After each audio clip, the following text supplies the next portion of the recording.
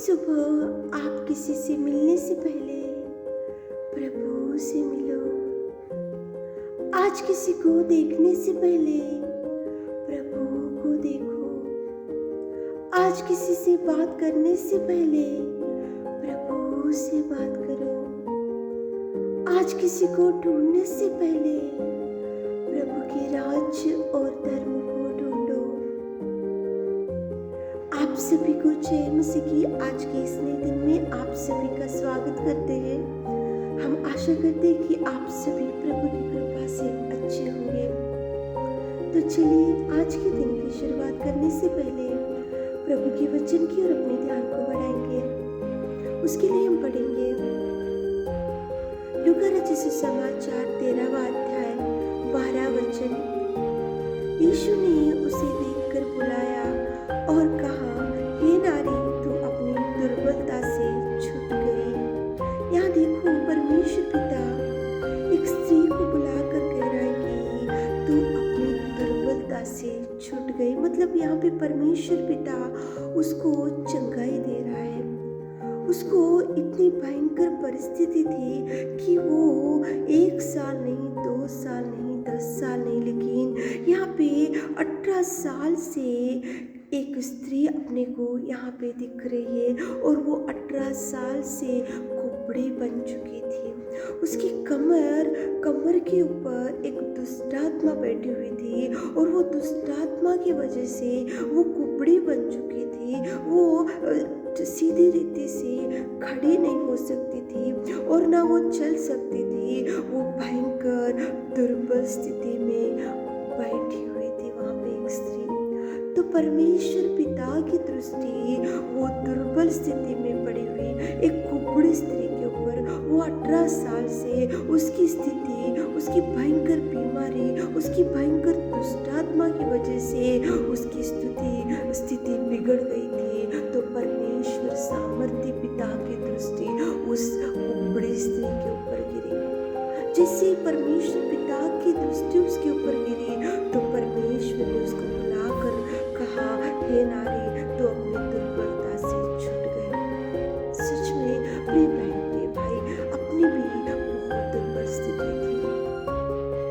अपन भी बहुत ऐसे पड़े हुए दुर्दशा स्थिति में पड़े हुए थे, किसी की नजर में नहीं थे, पापमय जीवन में, पापमय कीचड़ में, भयंकर पापमय जीवन में, गंदगी में, दुर्गंध में, दुर्स्थिति में, दुर्बल स्थिति में, पड़े हुए परिस्थिति में पड़े हुए थे। तो परमेश्वर पिता की दृष्टि भी अपने ऊपर गिरी और परमेश्वर ने अपने को बचाने के लिए उस सिंहासन को छोड़ दिया और अपने को बचाने के लिए वो मारा गया, अपने को बचाने के लिए वो काढ़ा गया, उसके ऊपर थूका गया, उसके कपड़ों को, उसके वस्त्रों को निकाल कर, खींच कर उसको कितना भयंकर वो अपने लिए सह लिया।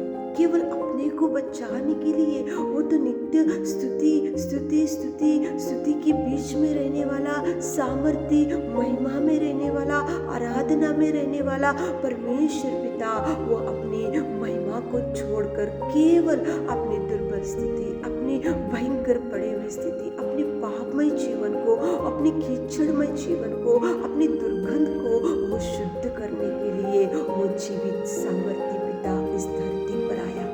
तो आज अपन क्या करना चाहिए?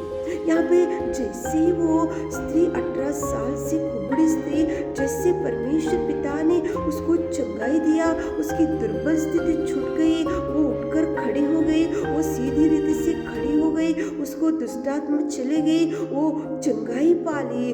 तो वो चुप नहीं बैठी, लेकिन वो परमेश्वर पिता की बड़ाई करने लगी, परमेश्वर पिता की आराधना करने लगी, परमेश्वर की महिमा करने लगी, वो परमेश्वर के कार्यों को याद करने लगी, परमेश्वर की दुहाई देने लगी और परमेश्वर की ऊंचे स्वर से वो जय जयकार करने लगी, क्योंकि उसने परमेश्वर से उपकार पा लिया।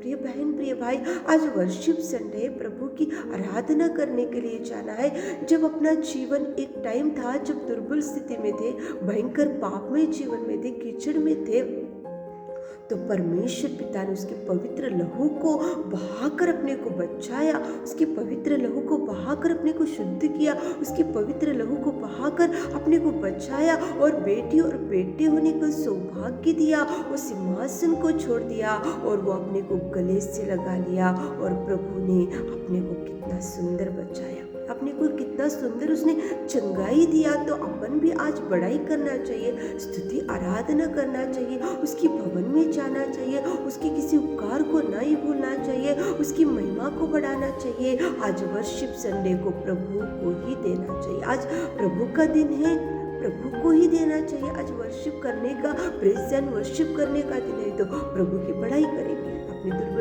स्थिति से प्रभु ने अपने को चंगाई दिया, अपने पड़े हुए परिस्थिति से प्रभु अपने को चंगाई दिया। तो आज सारे परिवार के साथ मिलकर प्रभु की बड़ाई करो। आज उठो, आज रेडी हो और परमेश्वर की बड़ाई करने के लिए आज आपके जीवन में जितने भी उपकार आप ले चुके होंगे, तो प्रभु की बड़ाई, प्रभु की स्तुति, प्रभु की आराधना, प्रभु की महिमा करते हुए उसके आंगन में जाओ। प्रभु आपको भरपूरी से भर दे। आमीन है मेरे खुदावंद प्रेमी परमेश्वर पिता। आज की सुबह के समय में आपने कितना सुंदर बात किया पिताजी।